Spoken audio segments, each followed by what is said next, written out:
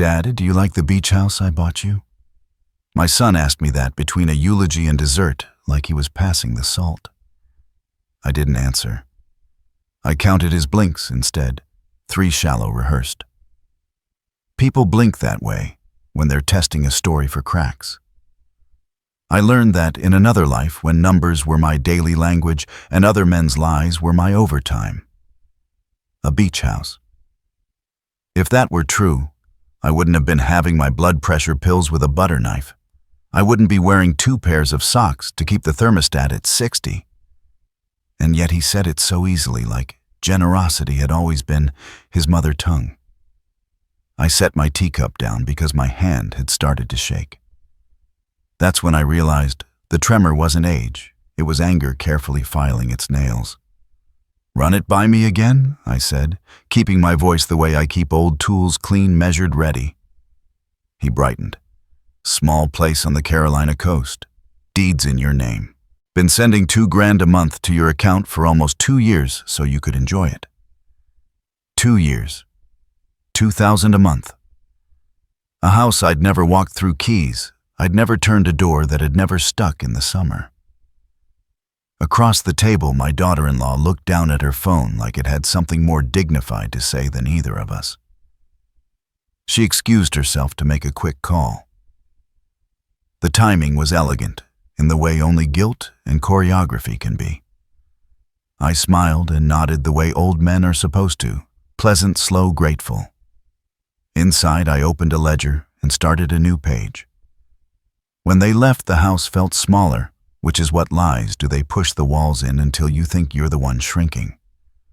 I wrote 3 lines on the back of an overdue utility bill. Account ending 4432, Bank First Delta. 2024 equals 48,000. I folded the paper twice, like a secret and a promise. Sleep didn't bother to come. At dawn, I put on my old wool sweater, the one that smells like winter and newspaper ink, and took the first bus downtown. I don't care for modern glass banks, they're mirrors pretending to be buildings. But I walked in, introduced myself, and put my ID and social on the counter with the steadiness of a man who has nothing left to misplace. "Yes, sir," the teller said after some typing. "There's an account in your name opened about 2 years ago."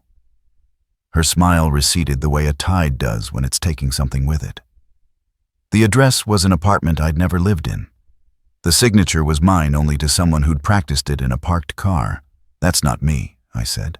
The manager joined us, voice low and careful the way professionals talk when they know the wound is personal.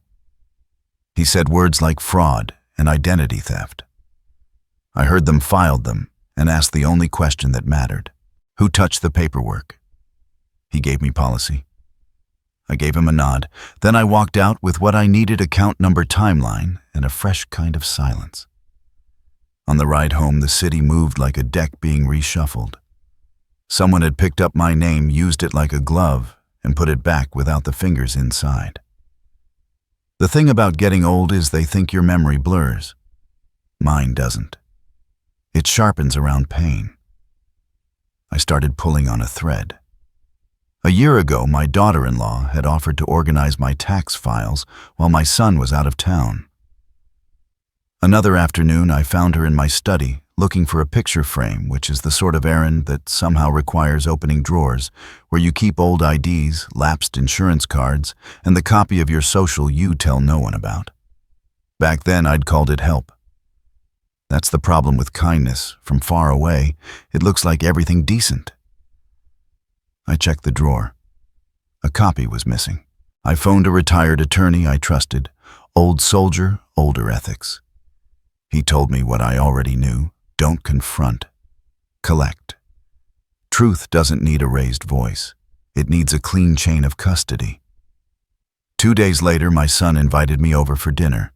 His idea, his timing, his stage. Suburban perfection, a manicured lawn with better posture than most people, warm lights, polite art. He told me to check his office for Dad's old insurance forms. I did slowly, like men do when they're killing time while a trap arms itself.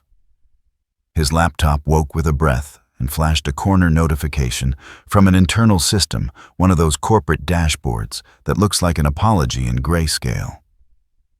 Confirmation, withdrawal from account number 4432, approved. Client, my full name.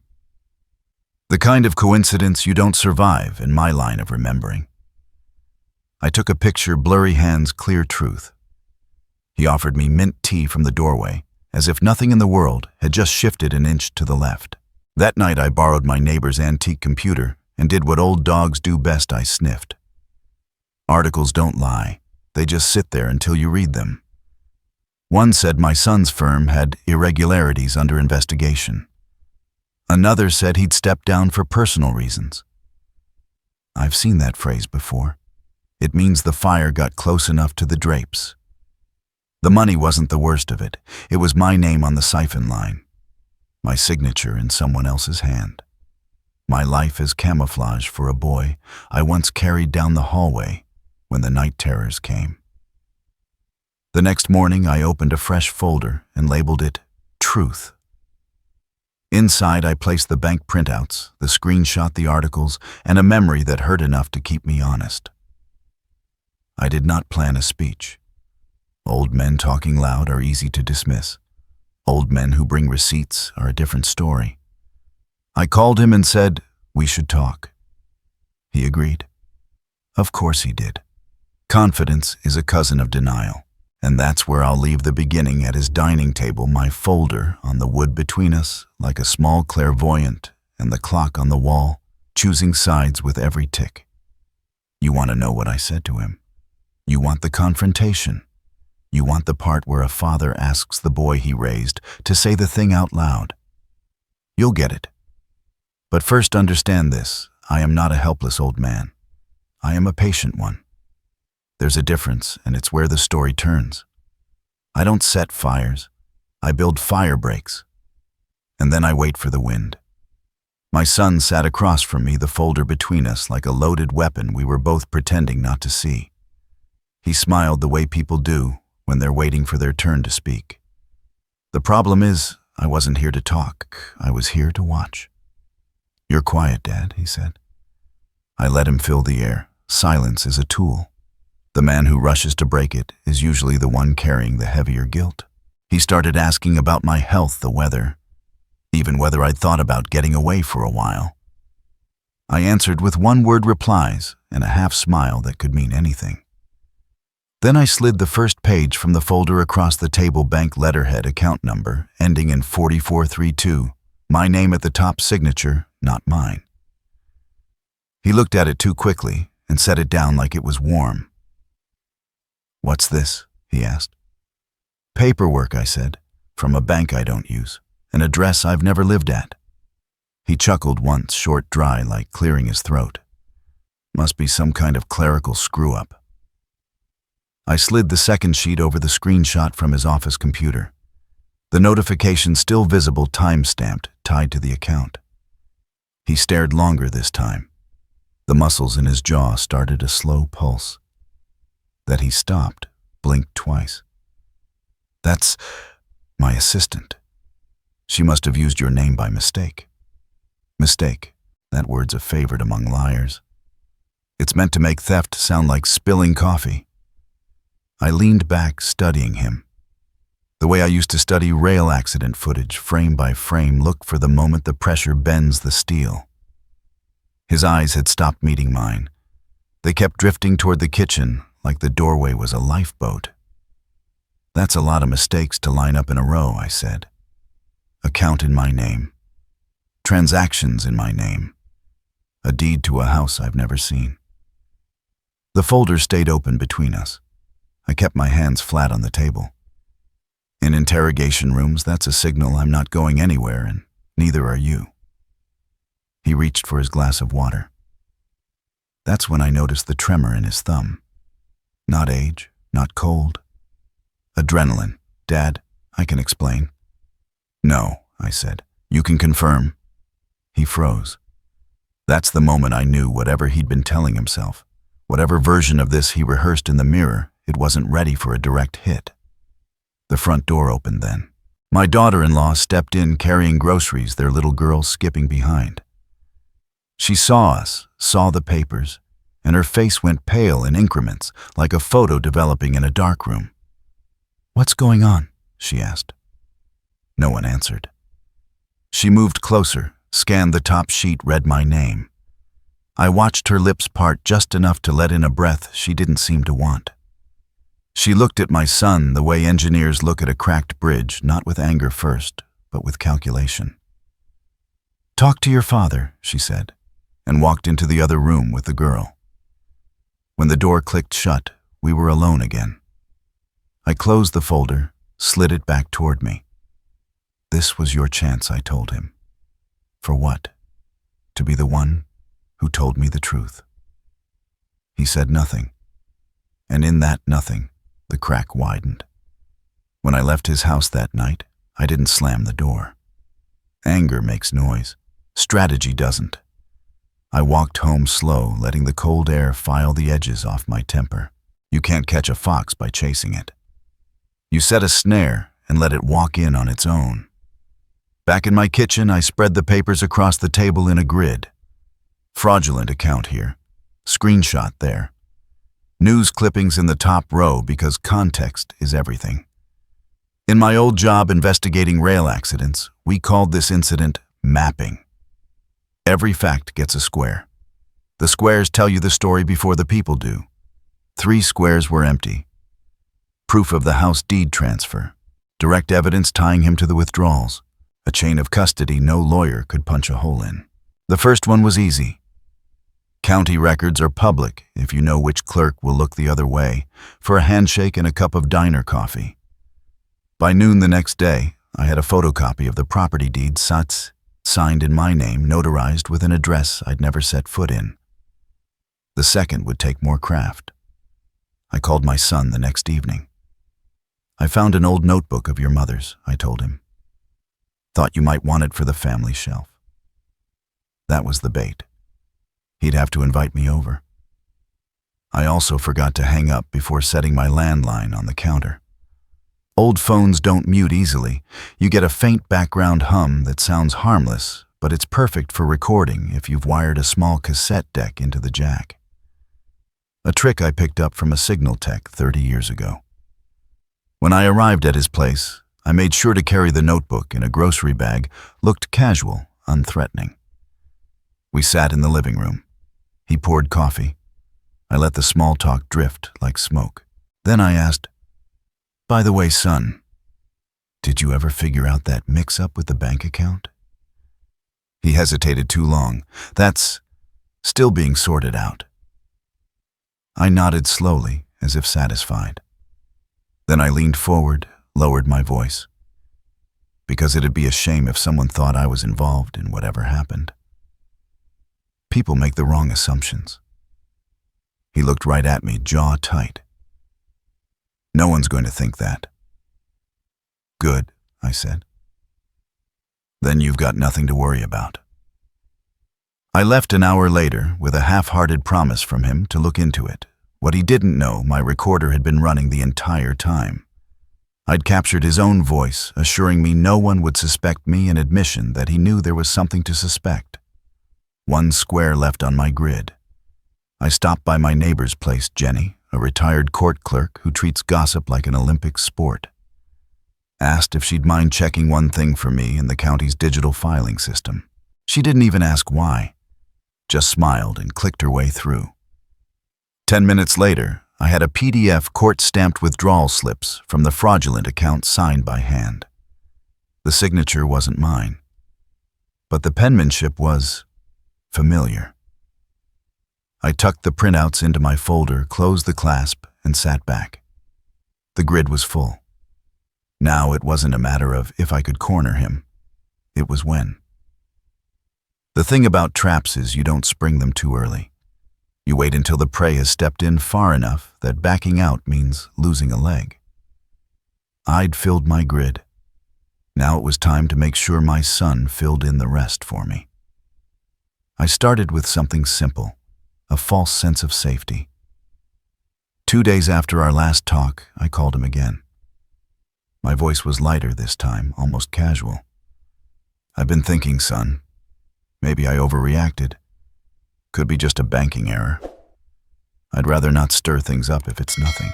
That's what bait sounds like when you've been trained to make a man lean forward instead of step back.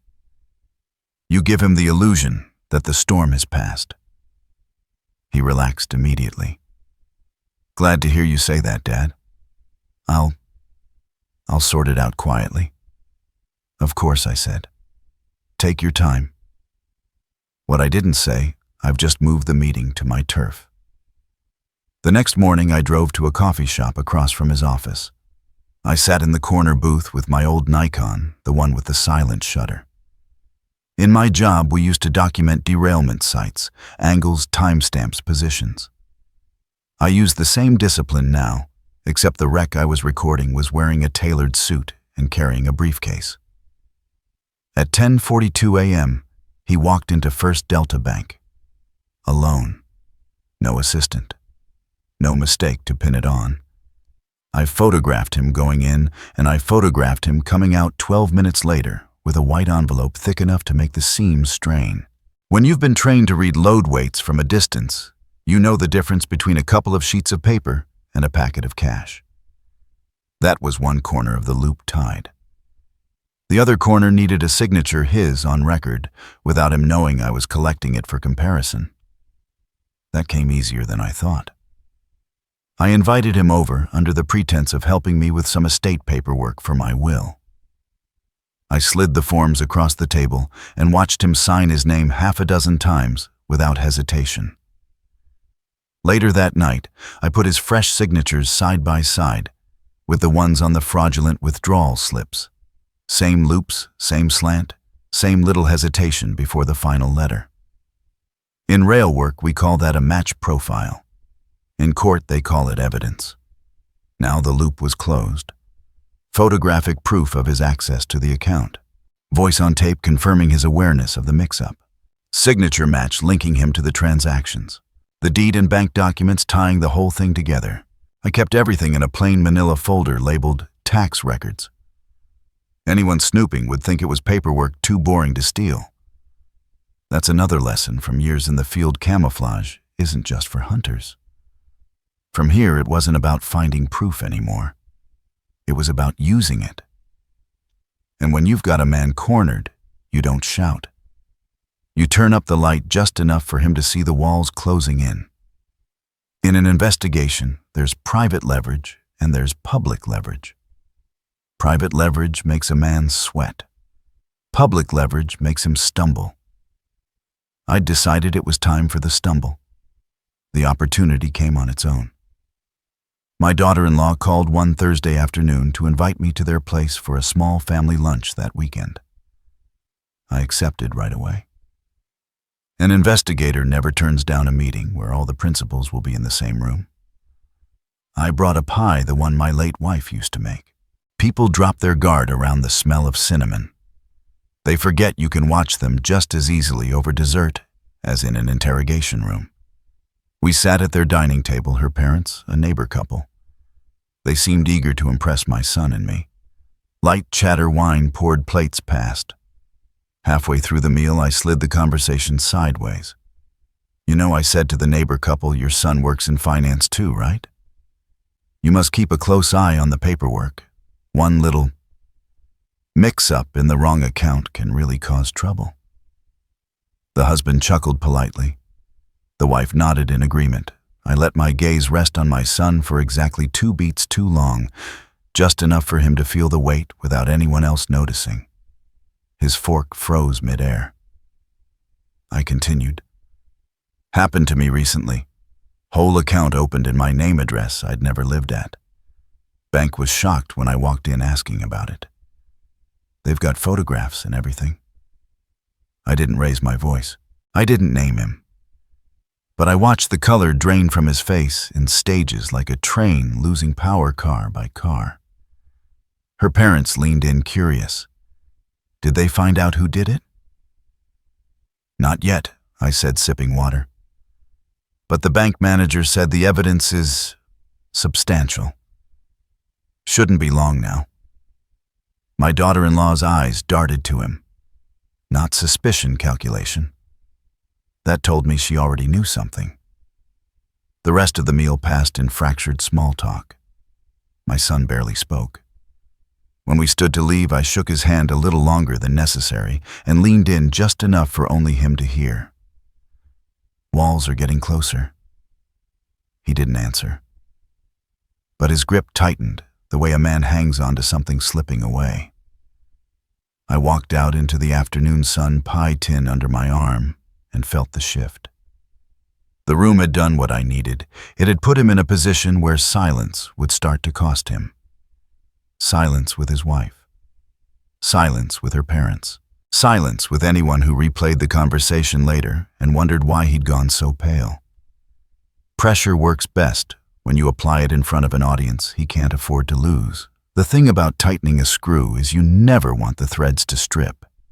You turn slow, steady feeling for that perfect point where resistance becomes inevitability. 2 days after the lunch, I went back to the county records office. Not for the deed, this time I already had that. I wanted the transfer trail. If the beach house had been shifted into my name, there'd be an initial title change showing who had it first. That's where greed leaves its fingerprints. The clerk slid the folder across the counter. I flipped through. Previous owner, a shell company registered 6 months before the gift. Managing officer, my son. It wasn't a gift. It was a mask property as a holding cell for money that didn't belong to him. When the bank asked where the funds went, he could point to my house and shrug. I scanned each page with my pocket document wand. Old investigator habit: never walk out with the only copy. Never leave the originals behind without proof you saw them. That night I made my move. I called him and told him I'd found a few more papers he might want to keep with his own records. Suggested we meet at the small cafe near the courthouse neutral ground. He agreed. Confidence still half intact. When he arrived, I was already seated in the back corner. I had the title chain printout in a plain envelope, nothing dramatic. We shook hands, sat down, ordered coffee. I let him talk about nothing for 5 minutes. Then I slid the envelope across the table. He didn't open it right away. Men who already know what's inside always wait. They're weighing whether to look or to leave it unopened, as if that changes anything. Finally, he pulled the papers out, read the first line, blinked twice. His mouth went dry enough to need 2 sips before he could speak. "Where did you get this?" "Same place, the prosecutor will," I said. "Only difference is, I got there first." He tried to smile, but his eyes stayed still. "Dad, you don't understand." "No," I interrupted. "I understand exactly. You bought that property to hide money. Then you put it in my name so it looked like you were taking care of your old man." His shoulders slumped, a slow collapse. In the corner of the cafe, a young couple laughed over something on a phone. Normal life going on, unaware they were sharing the room with a man whose world was closing in. "You still have a choice," I told him. "One, and it's running out." He looked at me like he wanted to ask what I meant. But he didn't, because deep down, he knew. Cornered men do strange things. Some freeze, some fight, and some, like my son, try to rewrite the ending before it's written. It started with a phone call 2 days after the cafe. His tone was smoother than it had any right to be. "Dad, I've been thinking about what you said. Maybe we should sit down with someone neutral. My friend's a financial advisor. She can help sort this out." That sounded noble enough. But in my line of remembering, you learn that neutral usually means friendly to the one who picked them. Still, I agreed. A good trapper doesn't turn down bait, even when he knows where it's been.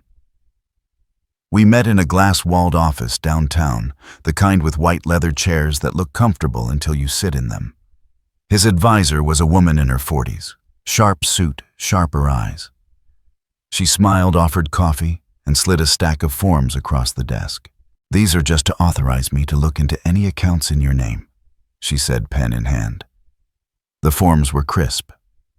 Too crisp, and halfway down page 2 in 8-point font was a clause granting power of attorney for the purpose of consolidating and reallocating assets. I'd seen language like that in fraud cases. It was a legal crowbar. I didn't blink. I took the pen, signed my name, and used my left hand. It looked close enough to pass at a glance, but anyone comparing it to my real signature would spot the difference, which was exactly the point. When we left, my son's shoulders had loosened. He thought the play had worked. That night, I printed a copy of the form from the email she'd sent for my records and slipped it into my folder. Now I had proof he'd attempted to obtain control over my finances, recent, documented, and deliberate. The next morning, I called a contact from my old rail days, a man who'd moved from accident reconstruction to forensic document analysis. I emailed him the fraudulent withdrawal slips, the county deed, and now the fresh power of attorney form with my left-hand signature. His reply came that evening.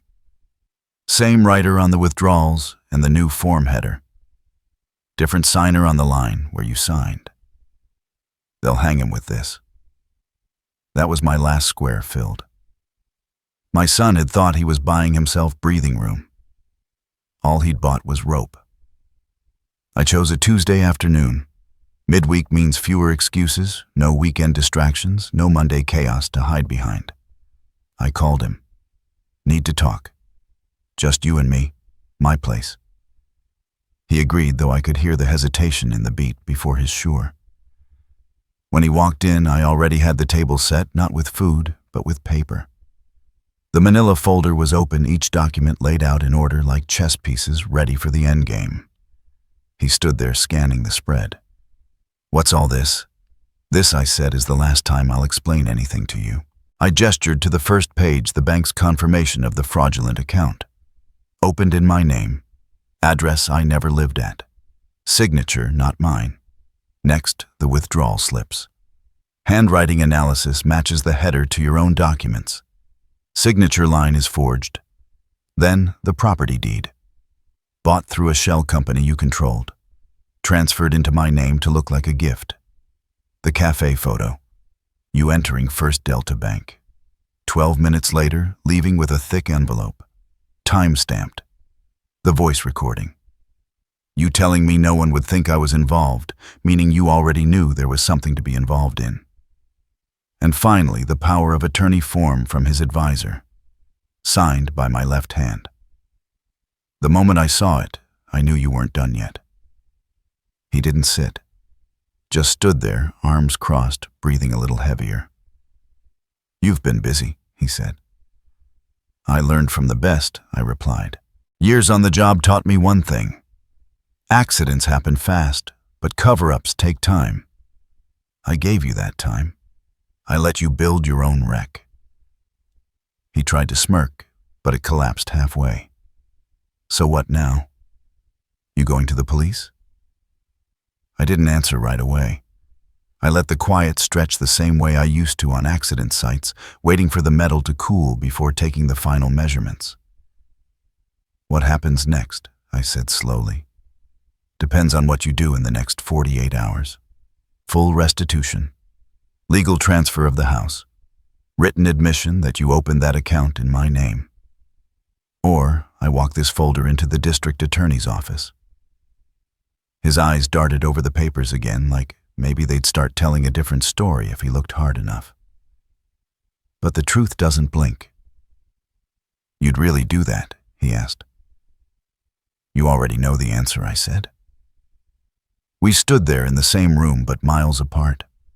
Him on the edge of the cliff he built. Me holding the rope, deciding whether to throw it or walk away. He didn't answer me right away. People think silence means hesitation. I've learned it's usually calculation. Finally, he exhaled through his nose and pulled out a chair. All right. 48 hours, he said. You'll have it all. The house, the money, everything.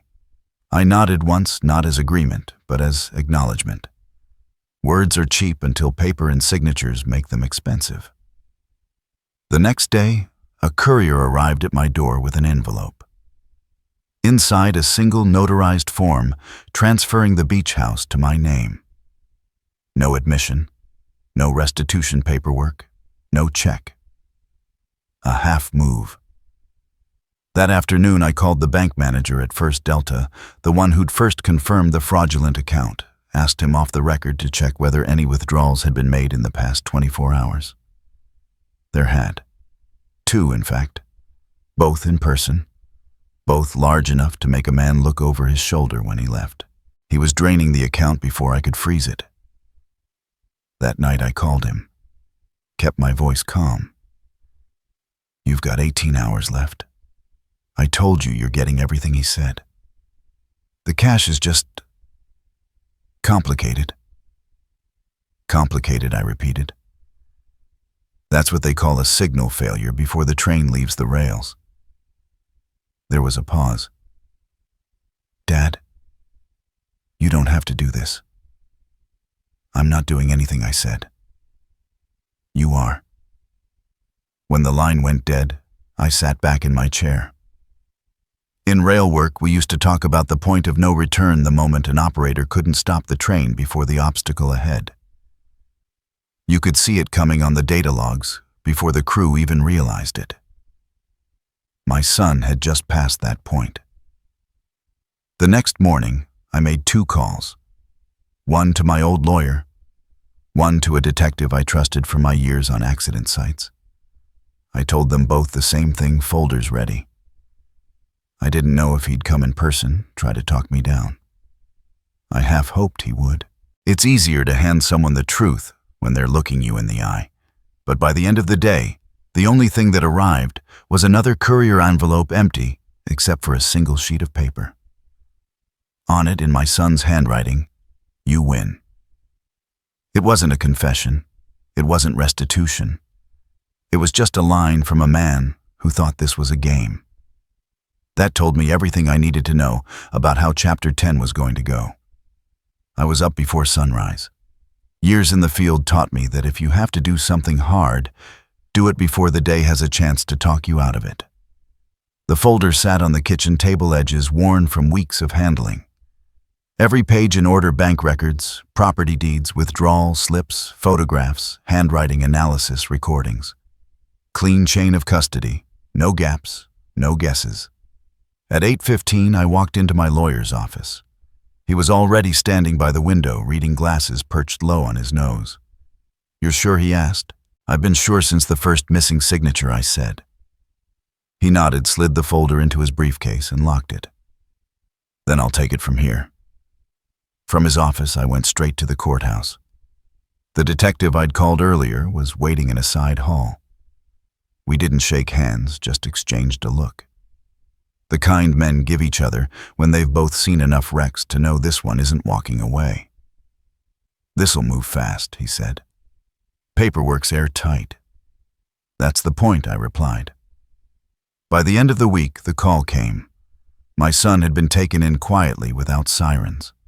Just 2 plainclothes agents at his door reading him his rights in a tone that left no room for misunderstanding. I didn't go to the arraignment. Didn't need to see the look on his face. I'd already seen it in my mind 100 times in the seconds before a confession. Instead, I sat on my porch with a mug of black coffee, listening to the slow rhythm of the street. Neighbors waved. The breeze off the water carried the faint smell of salt.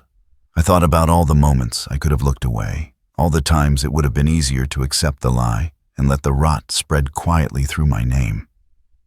But I didn't. Not because I wanted to see him fall, but because I wasn't willing to live under the weight of his shadow. Some people call that revenge. I call it maintenance. A week later, my daughter-in-law showed up with my granddaughter. No speech, no apology. Just a stack of legal papers in her hands, the final transfer of the house.